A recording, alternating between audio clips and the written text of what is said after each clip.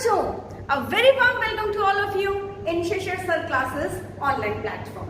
मेरे प्यारे बच्चों, जैसा कि आप जानते हैं कि नया सेशन शुरू हो चुका है और नए सेशन की शुरुआत के साथ हम सबसे पहला चैप्टर क्लास 9th का आपके लिए बहुत ही इजी एक्सप्लेनेशन के साथ लेकर के आए हैं, दैट इज योर मोशन।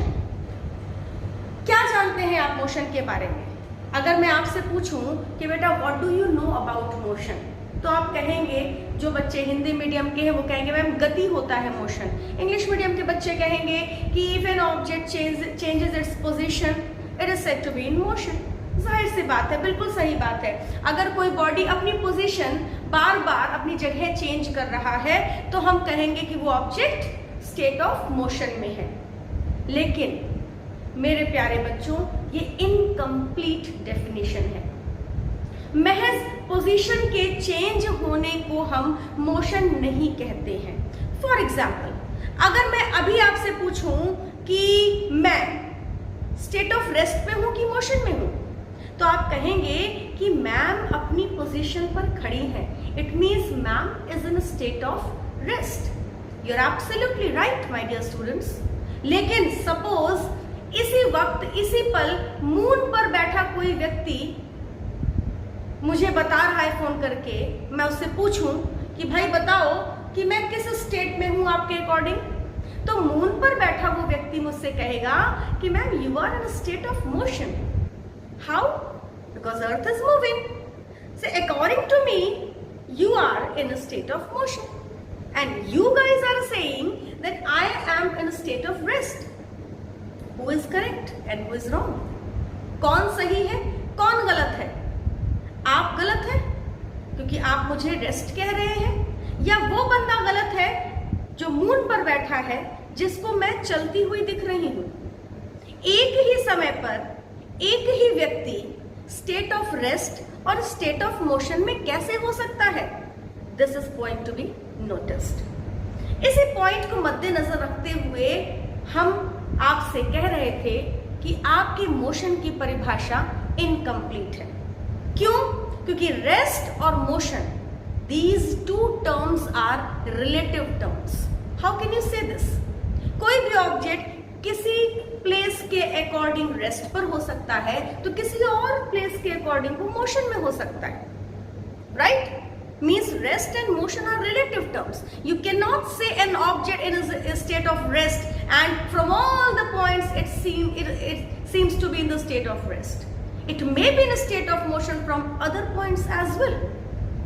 ठीक है? तो यहाँ पर वो पॉइंट जहां से आप ऑब्जेक्ट के स्टेट को ऑब्जर्व कर रहे हैं, उस पॉइंट को हम एक खास नाम से बुलाते हैं जिसे हम कहते हैं रेफरेंस पॉइंट।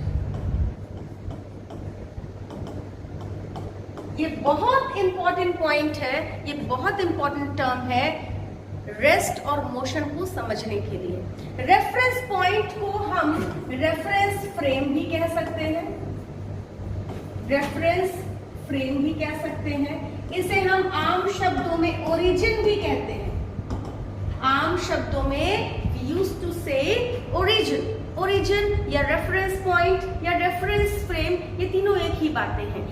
ये क्या है, यही हमको डिस्कस करना है। यही है वो पॉइंट जिसे हमें अपने मोशन की डेफिनेशन में इंक्लूड करना है ताकि हमारी डेफिनेशन कंप्लीट हो सके। According to you, if an object is changing its position it is said to be in motion. इसमें थोड़ा सा और जोड़ लीजिए कि if an object changes its position with respect to time and reference frame it is said to be in a state of motion. Means अगर कोई object किसी रेफरेंस फ्रेम के हिसाब से अपनी पोजीशन बार बार बदल रहा है तो वो ऑब्जेक्ट मोशन में है। फॉर एग्जाम्पल, आप देख सकते हैं कि इस समय इस दीवार के अकॉर्डिंग मैं अपनी पोजीशन नहीं बदल रही, आपके अकॉर्डिंग मैं अपनी पोजीशन नहीं बदल रही, इस बोर्ड के अकॉर्डिंग मैं अपनी पोजीशन नहीं बदल रही। मेरा डिस्टेंस, मेरी पोजीशन इन सभी ऑब्जेक्ट्स के अकॉर्डिंग चेंज नहीं हो रहा है, तो मैं स्टेट ऑफ रेस्ट पर हूं, राइट? लेकिन मेरी पोजीशन मून पर बैठे हुए इंसान के अकॉर्डिंग चेंज हो रही है।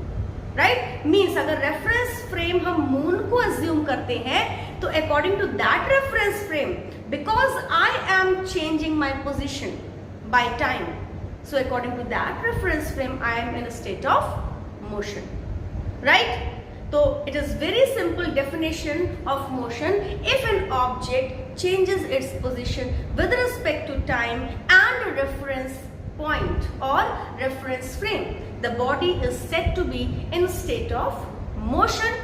And if the object is not changing its position with respect to time and reference frame, it is said to be in a state of rest. तो आई होप आपको ये रेस्ट और motion का मामला समझ में आया होगा। अब डिस्कस कर लेते हैं, एक क्वेश्चन बहुत एग्जाम में पूछा जाता है, how can you say that rest and motion are relative terms. आप कैसे कह सकते हैं कि रेस्ट और मोशन रिलेटिव टर्म्स है? तो चलिए, बहुत आसान सा इसका आंसर है। आप कभी ट्रेन में सफर किए हैं? बिल्कुल किए होंगे। सपोज दो ट्रेन पैरेलल खड़ी हुई हैं, एक के बगल एक। कभी कभी ऐसा होता है कि हमारे बगल वाली ट्रेन चल जाती है तो हमें लगता है हमारी ट्रेन चली है ना। और जब वो ट्रेन निकल जाती है आगे और हम प्लेटफॉर्म को देखते हैं तो हमको पता चलता है, अरे हम तो जहां खड़े थे हम तो वहीं खड़े हैं। इसका मतलब बगल वाली ट्रेन चली थी। मतलब हमें ये पता ही नहीं चल पाया कि चली कौन सी ट्रेन। क्यों नहीं पता चल पाया? क्योंकि सारा खेल यहाँ पर रेफरेंस फ्रेम का है। अभी मैं और आपको बताती हूँ। आप ट्रेन के अंदर सफर करते हैं, खिड़की की सीट पर बैठ जाते हैं, तो खिड़की की सीट से जब आप बाहर का नजारा देखते हैं, जब हम छोटे छोटे थे तो हमको क्या लगता था कि ट्रेन तो रुकी है लेकिन पेड़ पौधा इंसान घर सब पीछे जा रहा है ना।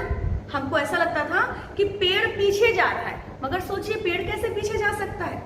हमको ऐसा इल्यूजन होता था कि ऑब्जेक्ट्स पीछे जा रहे हैं, हम ये सोच ही नहीं पाते थे कि हम आगे जा रहे हैं। कहने का मतलब ये है कि चलती हुई ट्रेन पर बैठ करके हमको रुका हुआ पेड़ पीछे जाता हुआ माने मूव करता हुआ नजर आता है, लेकिन हम ही अगर चलती हुई ट्रेन से उतर के पेड़ के पास खड़े हो जाएं तो हमें ट्रेन आगे चलती हुई नजर आती है। कहने का सीधा सा मतलब है कि अलग अलग रेफरेंस फ्रेम हमको बॉडी के स्टेट्स अलग अलग महसूस कराते हैं। तो किसी एक रेफरेंस फ्रेम से अगर आप ऑब्जर्व करते हैं और वो ऑब्जेक्ट रेस्ट पर दिखता है तो किसी दूसरे रेफरेंस फ्रेम के अकॉर्डिंग सेम ऑब्जेक्ट मोशन में दिखता है। This is how you can say that rest and motion are relative terms. Suppose you are sitting on a bus. आप बस में बैठे हुए हैं, आपके सामने ड्राइवर गाड़ी चला रहा है, ठीक। आपसे किसी ने सड़क पर खड़े होकर फोन पे पूछा कि ड्राइवर साहब कहाँ है, तो आप कहते हैं भैया वो सीट पर बैठा है। मीन्स आप कहते हैं कि वो बैठा है, माने आपके अकॉर्डिंग चलती हुई बस में आपके अकॉर्डिंग वो ड्राइवर रेस्ट पर है। लेकिन सड़क पर जो आदमी खड़ा है वो कह रहा है यार मुझे तो वो ड्राइवर चलता हुआ दिख रहा है। क्यों? क्योंकि मेरी नजर से तो उसकी पोजीशन चेंज हो रही है, राइट। तो यहां भी एक एग्जांपल बनता है कि अ पर्सन सिटिंग इन अ बस says that driver is in a state of rest because the position of driver is not changing according to the person sitting inside the bus, but the same driver seems to be moving to the other person standing on the road. This is how you can say an object may be in a state of rest with respect to one reference frame. The same object may be in a state of motion according to another reference frame. This is how you can say that rest and motion are relative terms. तो this is what I had to speak about this topic. हमने अपना topic शुरू कर दिया है। ये एक छोटा सा इंट्रोडक्शन था मोशन चैप्टर का। हम अपने नेक्स्ट लेक्चर में इसके आगे के टॉपिक्स को डिस्कस करेंगे। Thank you very much for watching this video. Have a nice day.